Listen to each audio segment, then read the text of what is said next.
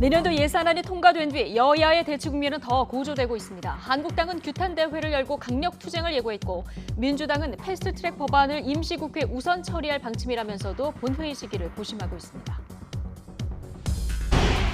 문재인 대통령이 추미애 법무부 장관 후보자에 대한 인사청문 요청안을 오늘 국회에 제출합니다. 청와대는 국회가 올해 안에 추 후보자 청문 보고서 송부까지 마치길 기대하고 있지만 한국당이 비판적이라 임명 시기는 늦어질 수도 있습니다. 수도권과 충청, 대구 등의 초미세먼지 주의보가 발령된 가운데 낮 동안 중국발 스모그가 추가로 유입되면서 대기질은 더 나빠지겠습니다. 이번 미세먼지는 밤부터 찬바람이 불면서 중부지방부터 점차 해소될 것으로 예상됩니다. 지난달 취업자 증가폭이 넉 달 연속 30만 명대 이상을 기록했습니다. 11월 취업자는 지난해 같은 달보다 33만 1,000명 증가한 것으로 나타났습니다. 고용 규모 회복세는 이어지고 있지만 40대 취업자 수가 감소하고 제조업계 부진도 여전했습니다. 폼페이오 미 국무장관이 북한의 ICBM과 핵실험을 하지 않고 비핵화하기로 한 약속을 지키라고 강조했습니다. 유엔 안보리 소집 요청에 이어서 추가적인 경고를 날린 셈인데 대화를 통한 해결 방안을 찾겠다는 언급도 함께했습니다. 정경심 교수 표창장 위조 혐의에 대한 공소장 변경에 법원이 제동을 걸자 검찰은 강하게 반발하고 있습니다. 검찰은 1차 기소에 대한 공소를 취소하지 않고 별도의 추가 기소로 재판을 이어간다는 방침인데 이 역시 논란이 예상됩니다. 시청자 여러분 안녕하십니까? 12월 11일 수요일 뉴스앤이슈 시작하겠습니다. 내년도 예산안이 정기국회 마지막 날 가까스로 본회의를 통과했습니다. 자유한국당을 뺀 이른바 4+1 협의체가 만든 512조 3천억 원 규모의 수정안이 가결된 겁니다. 조은지 기자입니다.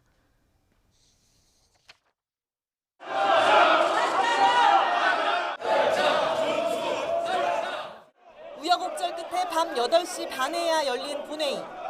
한국당을 뺀 민주당과 군소야당, 이른바 4+1 협의체에서 만든 예산안이 기습상정되자 전운이 감돕니다. 한국당은 제석 버튼도 누르지 않은 채 모두 일어서서 4+1은 세금 도둑이다 30분 가까이 목소리를 높였습니다. 예산안이 확정이 되고 예산안 처리에 제한 조경태 의원, 토론 하시겠어요?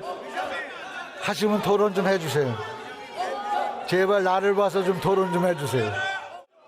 한국당은 최후의 수단으로 내년 예산안을 500조 아래로 잡은 자체 수정안을 냈지만 정부가 표결에 붙일 기회조차 주지 않았습니다. 이종배 의원님 108인 이내에 의한 수정안에 정부 원안보다 증액된 부분 및 새 비목이 서치된 부분에 대하여 부동의합니다. 뒤숭숭한 분위기 속에 결국 4+1 협의체 162명이 올린 예산안 수정안이 이변 없이 가결됐습니다. 정부가 짜온 513조 5천억 원 예산안 원안에서 1조 2천억을 깎은 512조 3천억 원 규모로 사상 처음 500조를 넘긴 슈퍼 나라살림입니다. 보건복지 고용 분야가 180조 5천억 원으로 가장 많고 일반 지방행정 예산이 79조, 교육과 국방 예산이 뒤를 이었습니다. 강대강 대치 속에도 정기국회 마지막 날 예산안을 처리했지만 법정 처리 시한은 이미 8일을 넘겼고 깜깜이 심사라는 단골 비판에 합의 정신을 외면했다는 한국당 원성까지 겹쳤습니다. 이번 예산안 처리 과정에서 4+1의 힘은 확인했습니다. 하지만 제1야당과의 합의가 없었던 점은 집권여당인 민주당에게도 큰 짐이 될 수밖에 없어 보입니다. YTN 조은지입니다. 네, 전국은 더 얼어붙었습니다. 오늘부터는 임시국회가 시작됐는데 여야의 대치 국면이 더 고조되면서 본회의는 열리지 않을 것으로 보입니다. 자유한국당은 밤샘 농성에 이어서 규탄 대회를 열어 강력 투쟁을 예고한 상황이고요. 더불어민주당과 다른 야당들은 본회의 시기를 고심하고 있습니다. 취재 기자 연결해보겠습니다. 최민기 기자. 네, 국회입니다. 네. 전국이 풀리기가 더 쉽지 않아 보이는데 오늘부터 임시회가 이제 소집되지 않습니까? 전망 어떻습니까? 네, 어제 정기국회를 끝으로 오늘부터는 12월 임시국회가 시작됩니다. 그렇지만 시작부터 전운이 감도는 분위기입니다.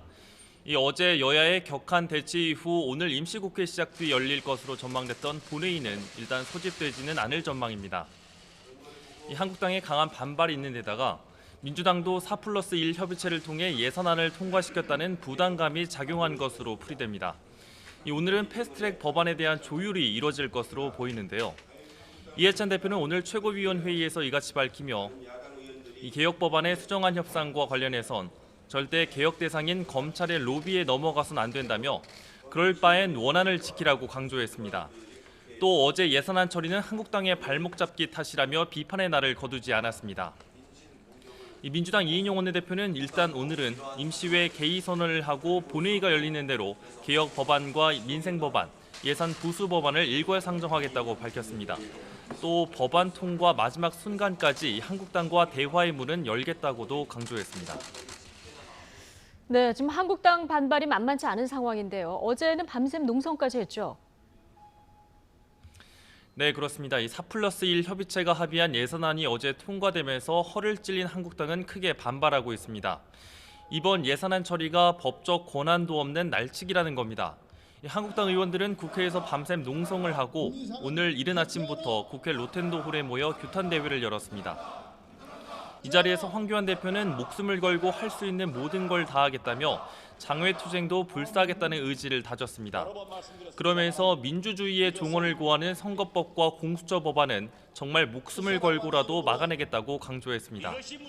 이 한국당은 최고위원 중진 의원 연석회의를 열어 향후 대응 방안도 논의하고 있습니다. 또 오후에는 의원총회를 열어 지도부가 논의한 향후 대응 방안을 추인할 계획입니다.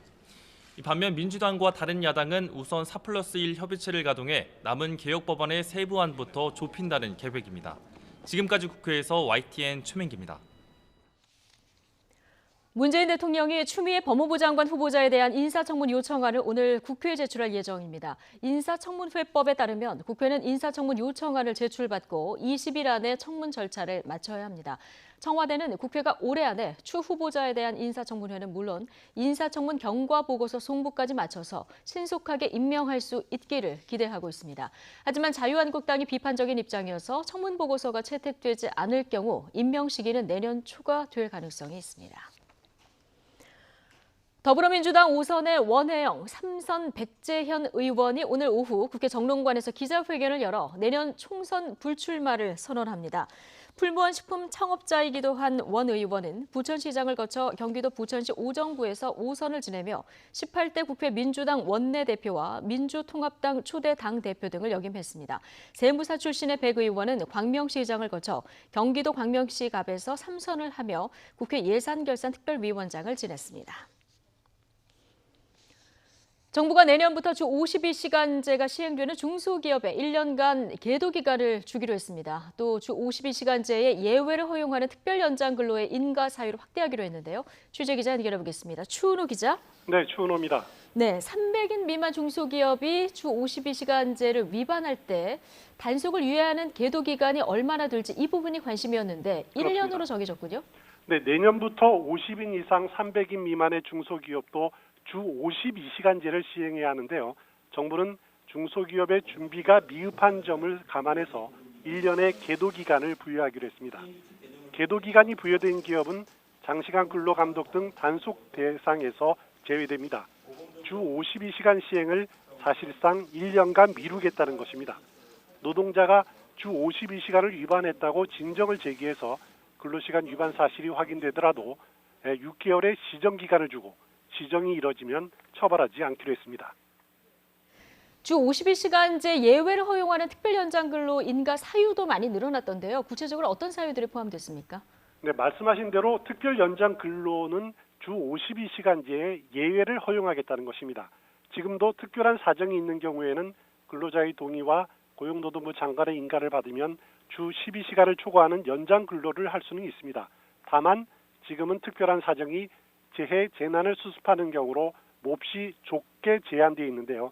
정부는 여기에 경영상의 이유까지 포함해서 특별 연장 근로 인가 사유를 좀 더 폭넓게 인정하기로 했습니다. 4가지 사유가 추가됩니다. 인명보호와 안전을 위해 필요한 경우, 또 시설 설비의 갑작스런 고장 등 돌발적 상황에 대처가 필요한 경우, 업무량이 대폭 늘어나고 이를 처리하지 않으면 사업에 중대한 지장이나 손해가 초래될 경우, 또 국가 경쟁력과 국민 경제를 위해 필요한 연구 개발 등으로 늘어났습니다. 그러니까 응급 환자의 구조와 치료, 갑작스럽게 고장난 기계의 수리, 대량 리콜 사태, 주문 폭주로 납기를 맞추기 위한 연장 근로도 인정하겠다는 것입니다. 정부는 그렇더라도 노동자의 건강권이 훼손되는 것을 막기 위해 최소한의 기간에만 인가할 방침입니다. 또 한시적으로 외국 인력 지원을 확대할 방침인데 연간 외국인 고용 총량을 유지하되 사업장별로 고용 한도를 20% 상향 조정하는 방안도 검토하기로 했습니다. YTN 추은호입니다. 지난달 취업자가 전년 같은 달보다 33만 1,000명 증가했습니다. 고용 규모의 회복세는 이어지고 있지만 40대와 제조업의 부진은 여전했는데요. 취재기자 연결해 보겠습니다. 김평정 기자. 네, 김평정입니다. 네, 취업자 증가폭 넉 달 연속 30만 명대 이상을 기록했죠. 네, 지난달 취업자가 1년 전 같은 달보다 33만 1,000명 증가했습니다. 지난 8월부터 넉 달째 30만 명대 이상의 증가폭을 유지했습니다. 15살 이상 고용률은 61.7%로 1년 전 같은 달보다 0.3%포인트 오르며 11월 기준으로 지난 1996년 이후 최고를 기록했습니다. OECD 비교 기준인 15에서 64살 고용률도 1년 전 같은 달보다 0.3%포인트 오른 67.4%였습니다.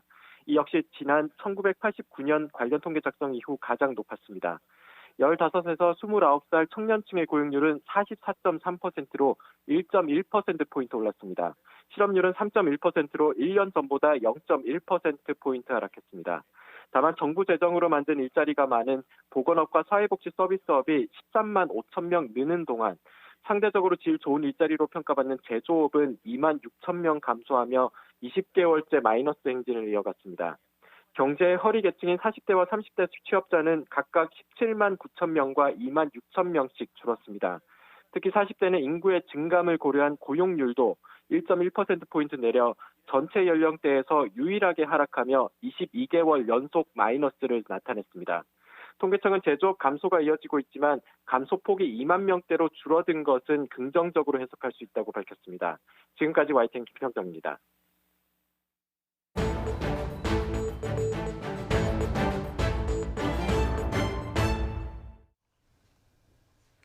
조국 전 법무부 장관의 부인 정경심 교수의 동양대 표창장 위조 사건과 관련해서 재판부가 검찰의 공소장 변경 신청을 받아들이지 않았습니다. 처음에 기소한 내용과 추가로 조사해서 바꾸려는 내용이 너무 다르다는 이유였는데요. 검찰은 법정에서 강하게 반발했습니다. 재판부는 이례적으로 퇴정 경고까지 하고 정 교수에 대한 보석 가능성도 언급했습니다. 자, 어제 법원에서 취재한 법원 담당 기자 연결해서 당시 분위기와 재판 전망 등 자세히 들어보겠습니다. 이경국 기자. 네, 서울중앙지법입니다. 예. 자, 결국 법원이 검찰의 공소장 문제를 지난번에도 지적했었는데 결국 변경 신청을 허락하지 않았군요. 네, 그렇습니다. 어제 오전 10시 반 서울중앙지방법원에서 정경심 교수의 동양대 표창장 위조 사건의 세 번째 공판 준비 기일이 열렸습니다. 조국 전 법무부 장관의 청문회 당일이던 지난 9월 6일 검찰이 정 교수를 사문서 위조 혐의로만 먼저 기소했던 사안입니다. 이 당시 검찰이 정 교수를 조사하지 않은 채 간략한 범죄 사실만 공소장에 담아서 백지 공소장이라는 정 교수 측의 반발이 나오기도 했는데요. 예. 조 전 장관 역시 이 같은 검찰의 결정에 당혹감을 드러내기도 했습니다. 직접 들어보겠습니다. 피의자 소환 없이 기소가 이루어진 점에 있어서는 저로서 조금 아쉬운 마음이 있습니다. 네, 첫 기소 이후에 검찰은 정 교수를 잇따라 소환 조사하는 등 추가 수사를 벌였고 지난달 11일 14개 혐의로 정경심 교수를 추가 기소했습니다. 이 줄곧 공소장 변경 가능성을 시사해온 검찰은 지난달 27일 이 추가 수사 내용을 토대로 공소장 변경을 신청했습니다. 첫 기소 때와 달리 위조한 표창장을 입시 등에 활용한 혐의를 적용하며 앞서 기소한 표창장 위조 혐의를 더욱 구체화했기 때문입니다. 하지만 앞서 열린 공판 준비 기일부터 재판부는 공소사실의 동일성에 의문을 제기해왔는데 이날 재판에서 변경 전후 공소사실의 동일성을 인정하기 어렵다며 검찰의 신청을 결국 받아들이지 않았습니다. 네. 자, 그렇다면 재판부는 구체적으로 검찰의 첫 기소 내용과 바꾸려는 내용에 어떤 차이가 있다고 판단한 겁니까? 네, 재판부는 일단 문안 자체 그리고 적용 법조는 동일한 것으로 보인다고 설명했습니다. 다만 크게 5가지 부분에서 변경 전후 공소 사실이 차이를 보인다며 불허 결정을 했는데요. 공범과 범행 일시, 범행 장소와 방법 그리고 목적 등입니다. 먼저 공범의 경우 성명 불상자에서 딸로, 범행 시점은 2012년 9월에서 2013년 6월경으로 바뀌었고 범행 장소도 동양대학교에서 정교수의 주거지로 또 범행 방법과 목적도 화면에서 보시는 것처럼 바뀌는 등 이 중대한 변경이 있어서 둘을 같은 사건으로 보기는 어렵다고 판단한 겁니다. 예, 재판부 결정에 대한 검찰 측 반발도 만만치 않을 것 같은데요. 지금 어떤 반응이었습니까? 네, 앞서 검찰은 공소장 변경 취지를 설명하면서 일시와 장소 등이 바뀌었지만 이는 부수적인 내용일 뿐이라고 거듭 강조했습니다. 이 표창장 위조라는 역사적 그리고 기본적 사실은 그대로 유지된다는 입장이었는데요. 재판부가 앞서 말씀드린 이유로 공소장 변경을 불허하자 검찰은 즉각 반발했습니다. 이 하나의 문건을 위조했다는 하나의 사실로 기소했고 부수적인 내용을 바꾼 건데도 공소장 변경을 허가하지 않은 건 부당하다며 재신청 방안도 검토하겠다고 밝힌 겁니다. 이 반면 정 교수의 변호인 측은 법원의 결정이 지극히 당연하다면서 환영했습니다. 이 정 교수 측 변호인은 재판 이후 범죄를 둘러싼 모든 것이 다 바뀌었는데 동일한 범죄 사실이라고 우기는 것 자체가 맞지 않는다고 주장했습니다. 이어서 기소된 이후부터는 검찰이 아닌 법원의 시간이라면서 지금까지 보도된 것은 검찰의 주장이었을 뿐 적법한 증거 조사를 거쳐 법원이 내릴 판단이 인간이 만든 최선의 진실일 것이라고도 덧붙였습니다. 네. 자, 어제 이경국 기자가 공판을 끝까지 지켜봤다고 들었는데요. 법정 분위기가 심상치 않았다면서요. 네, 그렇습니다. 관심이 집중된 사건인 만큼 재판은 방청객과 기자들로 법정이 가득 찬 상황에서 진행이 됐습니다. 예. 이 검찰이 변호인 측에 추가 기소 사건 관련 기록을 제공하는 것을 두고 시작부터 재판은 삐걱거렸는데요. 이 변호인 측의 증거 복사가 늦어져서 재판 진행이 늦어질 걸로 예상이 되자 재판부가 검찰을 채근한 건데요. 재판부는 진행이 늦어지면 피고인 측, 그러니까 정 교수 측의 방어권 보장을 위해 보석 청구 여부를 검토해보겠다고도 말했습니다. 그리고 재판부의 변경 불허 결정 이후 결국 큰 마찰이 발생했습니다. 검찰 측이 계속해서 불허 결정에 대해서 항변했지만 재판부는 이미 판단을 내렸다며 받아들이지 않았고 이후 추가 증거 제출 등을 놓고 의견을 나누던 중에 검찰과 재판부가 결국 언성을 높인 겁니다. 재판부는 검찰 측의 지시에 따라달라며 이례적으로 이 검찰에게 퇴정을 요청할 수도 있다고까지 언급을 했습니다. 또 재판부가 완전 무결한 답을 한 건 아닐 수 있지만 검찰의 판단 역시 마찬가지로 틀릴 수 있는 것 아니냐며 지적을 하기도 했습니다. 네, 공소장 변경은 무산이 됐고 그렇다면 검찰이 앞으로 어떤 방안으로 이제 재판을 끌어갈지 이 부분도 궁금한 상황인데요. 자, 검찰 어떤 전략을 세우고 있습니까?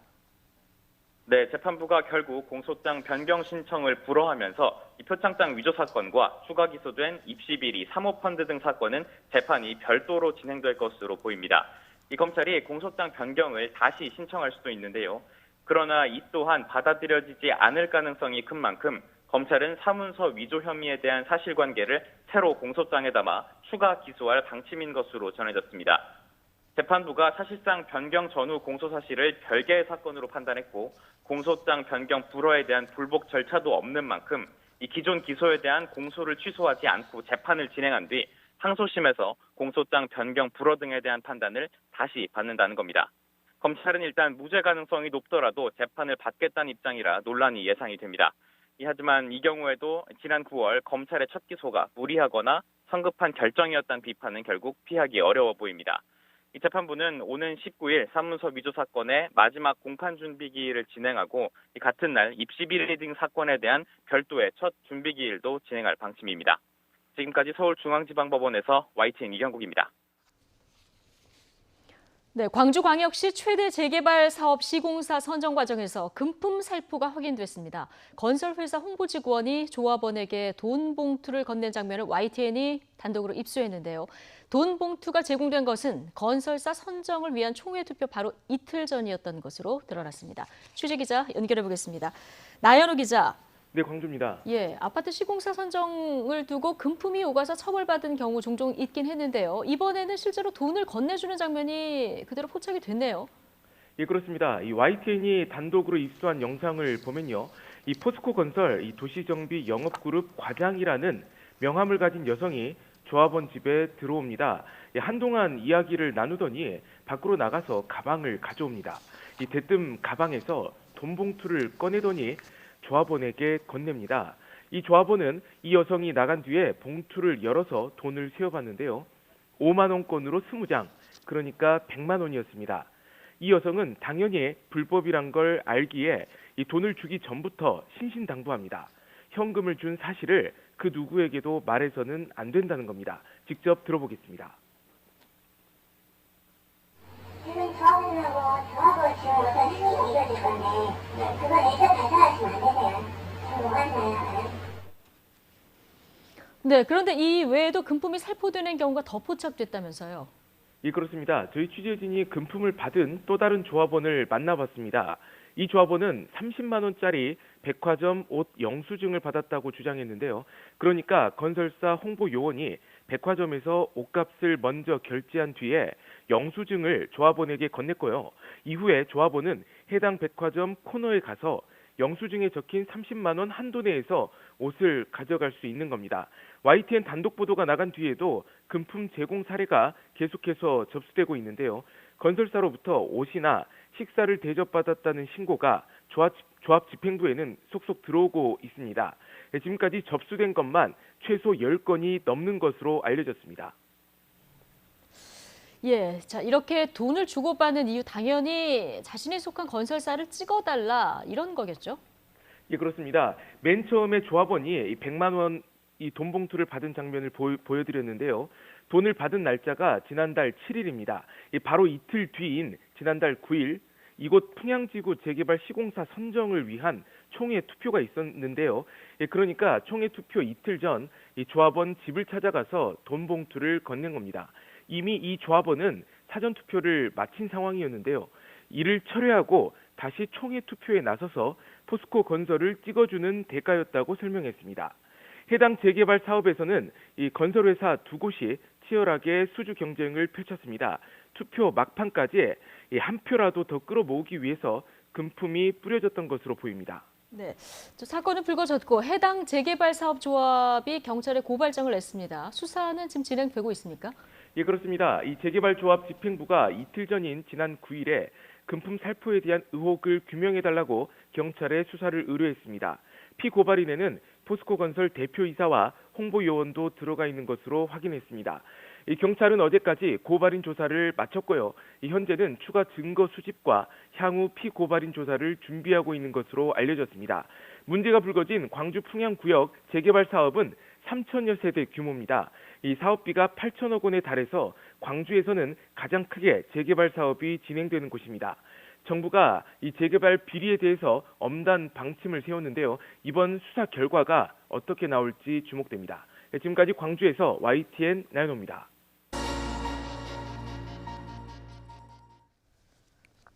네, 앞서 보신 것처럼 오늘 공기도 매우 나쁜 상황입니다. 대책은 없는지, 원인은 뭔지, 또 우리 국민들 입장에서는 뭘 조심해야 하는지 전문가분과 자세히 풀어보겠습니다. 이명욱 연세대 환경공해연구소 부소장 연결돼 있습니다. 부소장님 나와 계시죠? 예, 안녕하십니까? 예, 안녕하세요.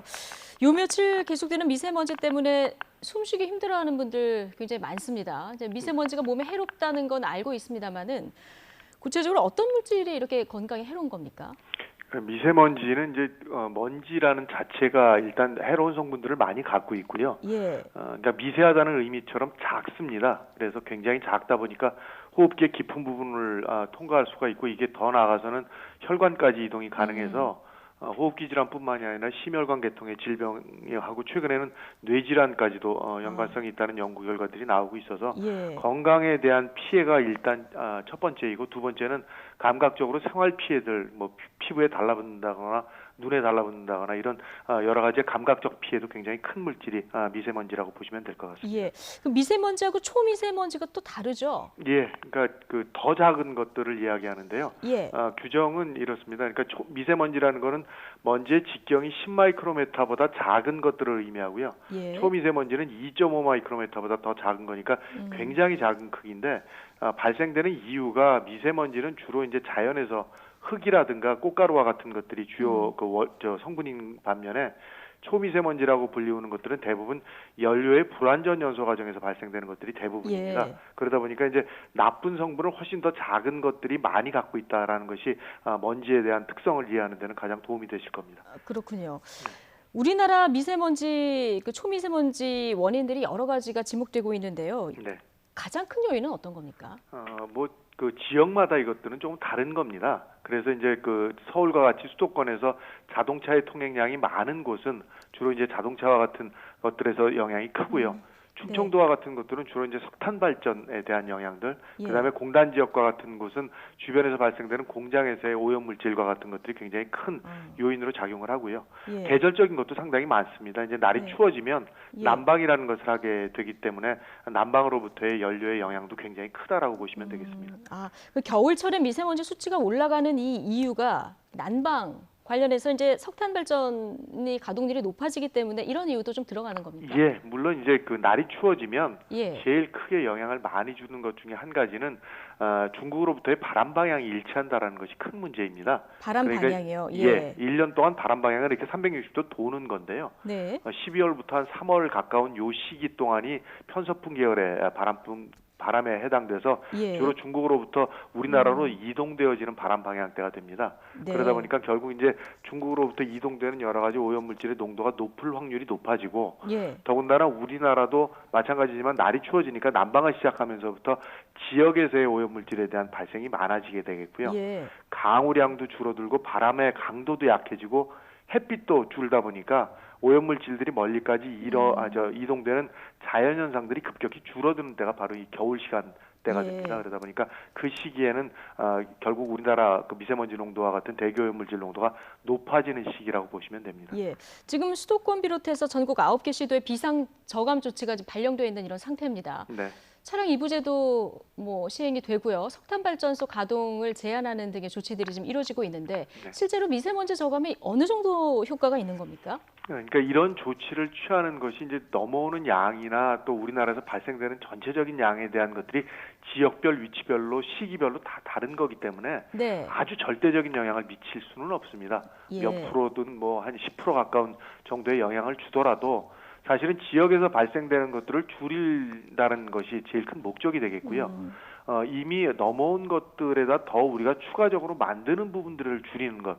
그리고 아까 말씀드렸다시피 먼지 중에서도 특히 작은 먼지 쪽에 대한 발생률을 조금이라도 줄일 수 있는 것들이 지금 이런 비상저감 조치와 연관되어 있는 것들입니다. 그렇군요. 예.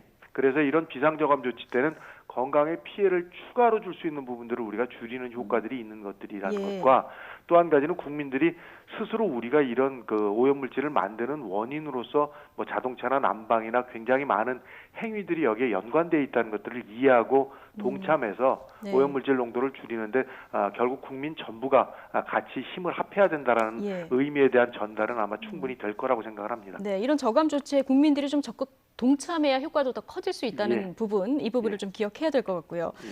자, 물론 이제 미세먼지 원인 국내적인 요인이 일차적이겠습니다만은 지금 중국 영향도 좀 무시할 수는 없는 이런 상황입니다. 대기를 딱 나눌 수도 없고요. 네. 최근에 좀 나아졌다고 하더라도 중국 수치 보면 여전히 우리나라하고 비교할 수 없을 정도의 수치던데요. 최근 우리보다 월등히 높은 예. 상황이고요. 2013년 이후에 중국이 이제 아주 대대적인 미세먼지 저감 정책들을 지자체별로 써와서 평균 한 35%씩 연간 줄이는 그런 목표들을 지금 어느 정도 달성을 해왔는데 예. 좀 안 좋은 소식입니다만 올해는 그렇지가 못한 걸로 지금 확인이 되고 있습니다. 그러니까 올해 측정치들을 보면 작년까지 줄었던 거에 비해서는 줄이는 저감 속도는 좀 급격히 느려지고 있는데 아마 그게 올해 특별히 줄어들지 않는 건 왜 그런 겁니까? 미국과의 그 무역 문제가 있어서 연료 사용에 대한 것들을 이제 저급한 연료들을 다시 조금 풀기 시작했다라는 것이 지금 좀 중국으로부터 확인된 사항들입니다. 그러다 보니까 미중 무역 갈등 때문에 경제가 좀 어려워졌고 그래서 제한할 수 있는 부분을 좀 풀었다. 그렇죠. 그래서 그렇군요. 이제 연료도 예. 그 저급한 연료들을 쓰게 되는 것은 결국은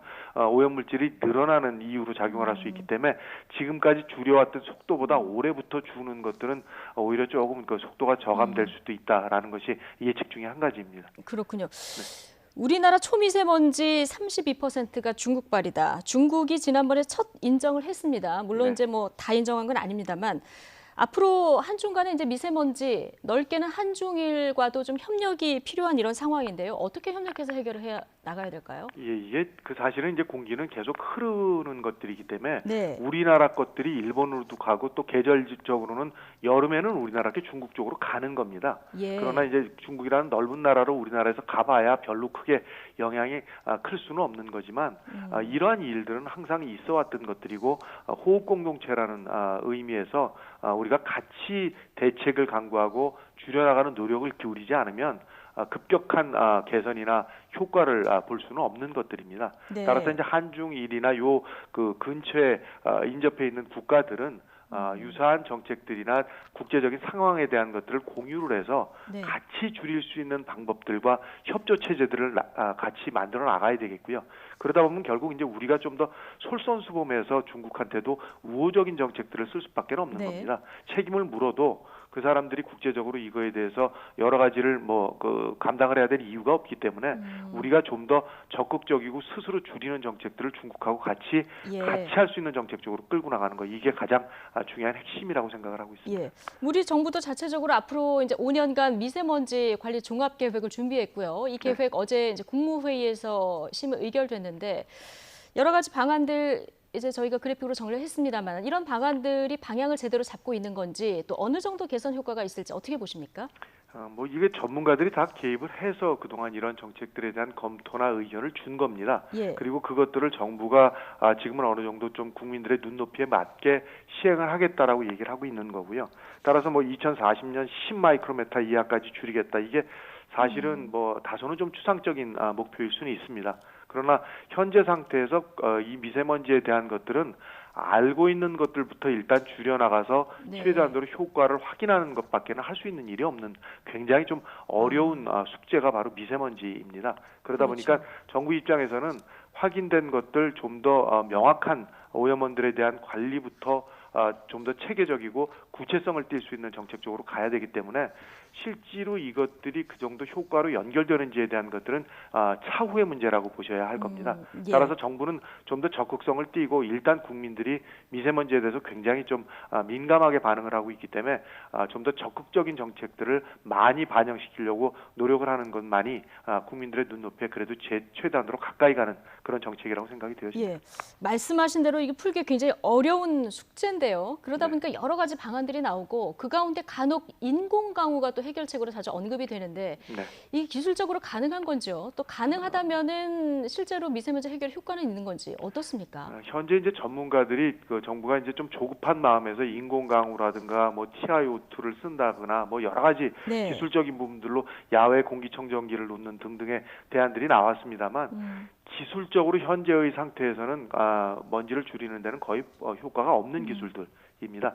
이게 만약에 기술력이 월등히 좋아지고 효과적으로 가려면 지금보다는 기술력이 굉장히 발전을 해야 된다라는 겁니다. 예. 그래서 이론적으로는 가능할 수 있는 부분들이 일부 포함은 되어져 있으나 현실적으로는 너무너무나 지금 규모에 비해서 효과를 기대하기에는 적은 부분들이기 때문에 네. 이런 것들이 기술적으로는 충분히 좀 더 발전을 해야 어느 정도 좀 효과를 볼 수 있기 때문에 아직은 시점 미도래라고 말씀드리는 게 아마 현실적이라고 판단이 되십니다. 그렇군요. 이거 장기적으로 풀어야 될 문제니까요. 어쨌든 미세먼지 때문에 국민들 굉장히 숨쉬긴 불편하고 내일 돼서야 이제 조금 숨을 편히 쉴 수 있다 이런 전망들이 나오는데 어쨌든 잠깐 넘어가도 겨울 내내 또 계속 앞으로 반복될 일이기 때문에요. 네. 국가기후환경회의에서 국민행동 권고도 내놨던데요. 네. 미세먼지 심한 날 특히 어떤 점들 주의해야 하나요? 우선은 가장 정확한 자료가 그래도 이제 국가에서 측정을 하고 있는 자료들을 신뢰할 수밖에 없습니다. 네. 그래서 이 자료에 근거를 두시고 판단을 예. 하시고 사실상 먼지가 높을 때 우리가 할 수 있는 일은 굉장히 수동적인 대안들밖에 없습니다. 예. 그러니까 실내에서 청소를 하고 실내에 좀 더 머물러서 오염물질로부터의 농도를 줄여서 마시는 방법밖에 없고 예. 피치 못해서 야외 활동을 해야 될 때는 마스크와 같은 것들을 활용하실 수밖에 없습니다. 예. 그런데 이제 마스크는 하나 좀 주의를 하셔야 되는 것들이 예. 기도 저항이라는 호흡을 좀 불편하게 하는 역할들을 같이 합니다. 예. 그래서 마스크를 쓰실 때는 예방 효과는 없다라는 걸 좀 꼭 기억해 주시죠. 예방 효과는 없다. 예. 평소에 농도가 낮을 때 굳이 미세먼지와 같은 것들을 막겠다라고 쓰시면 예. 오히려 기도 저항과 같은 호흡에 불편한 요인들만 늘어나기 때문에 네. 이러한 부분들을 활용하지 마시고 예. 미세먼지 농도가 높다고 그랬을 때 줄이는 용도로 쓰시는 것으로 꼭 기억을 하셔야 합니다. 예, 소장님. 예. 미세먼지가 높을 때는 마스크를 쓰시되 이런 것들이 줄이는 효과로서 활용을 하시는 부분들에 대한 것들만 잘 기억을 하시고 예. 위치마다 지역마다 좀 다른 겁니다. 그러니까 그렇죠. 오염원이 많은 곳을 회피하시는 것이 좋은데 자동차라든가 공장지대라든가 이런 오염물질 농도가 위치마다 근접해 있는 상태에서 높은 곳들이 있기 때문에 이런 부분들을 특히 근접한 행동 반경을 갖지 않으시려고 노력하시는 것이 그나마도 미세먼지로부터의 호흡으로 인한 영향을 조금이라도 줄이는 효과가 있기 때문에 이런 부분들은 잘 기억을 해서 활용하실 필요가 있다는 알겠습니다. 보여집니다. 짧게 네. 마지막으로 한 가지만 좀 물어보면 아까 네. 그 국민행동 권고 그래픽 있으면 다시 주시면 거기 보면 첫 번째 10분씩 하루에 3번 환기를 시키고 조리 시에 30분 이상 환기 이게 나오거든요. 네. 자, 그러면 이게 미세먼지가 아주 심한 날도 창문을 열어서 환기를 그래도 해야 되는 게 맞는 겁니까? 예, 하시는 게 필요한 게 실내에서 예. 더 나쁜 상태를 만들었을 때는 미세먼지 플러스 여러 가지의 다른 오염물질들이 또 복합적으로 작동을 하기 때문에 예. 어쨌든 간에 하루에 서너 차례 이상은 짧게씩 환기를 꼭 하시는 것이 도움이 됩니다. 알겠습니다. 네, 잘못 알고 있는 상식들까지 제가 좀 세세히 여쭤봤습니다. 오늘 말씀 여기까지 듣겠습니다. 연세대 환경공해연구소 이명욱 부소장이었습니다. 고맙습니다. 네, 감사합니다.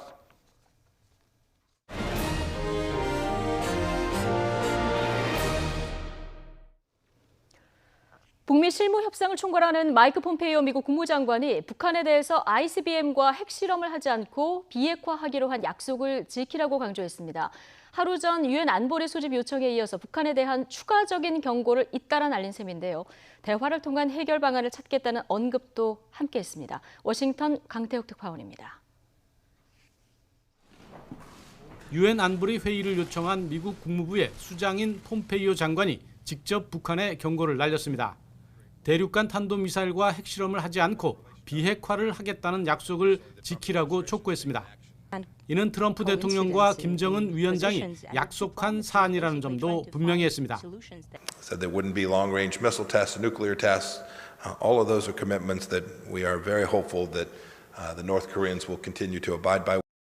폼페이오 장관은 그러면서 북한과 대화할 수 있는 협상 메커니즘을 개발하고 북한을 도울 방안을 찾기 위해 계속 노력하겠다고 덧붙였습니다. 폼페이오 장관의 이번 언급은 세르게이 라브로프 러시아 외무장관과의 회담 뒤 이뤄졌습니다. 그런 만큼 유엔 안보리에서 러시아도 미국의 이 같은 입장을 지지하고 있음을 내비친 셈입니다. We need to jointly figure out a way together to assist the North Koreans to get there so that North Korea can and the North Korean people can have the brighter future that President Trump has spoken so often about. 북한은 하지만 안보리 회의 등에 대해 반응을 내놓지 않고 있습니다.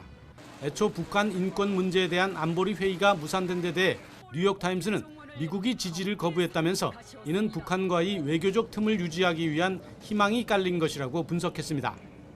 잠재적인 ICBM 도발을 견제하는 동시에 북한이 극도로 싫어하는 인권 문제 논의를 무산시켜 줌으로써 외교적 해결의 여지를 살려나가기 위한 측면도 포함됐다는 겁니다. 2년 만에 안보리 회의를 요청한 미국의 속내와 북한의 입장은 무엇인지, 안보리 회의에서의 토의 논리와 이어지는 조치, 그에 따른 북한의 반응에서 구체화될 것으로 보입니다. 워싱턴에서 YTN 강태욱입니다. 512조 3천억 원 내년도 슈퍼 예산안 결국 한국당 패싱하고 4+1 협의체 수정안으로 통과됐습니다. 얼어붙은 국회, 그런데 앞으로가 더 문제죠. 내년 선거룰을 정할 선거법, 그리고 공수처 도입, 수사권 조정안을 담은 검찰 개혁 법안들, 한국당은 결사 반대하고 있고 여당은 임시국회 쪼개서 열어서라도 통과시키겠다 이런 입장입니다. 잠시 후에 민주당 최재성, 한국당 김용태 두 분 의원 모시고 전국 이야기 나눠보겠습니다. 2부에서 뵙겠습니다.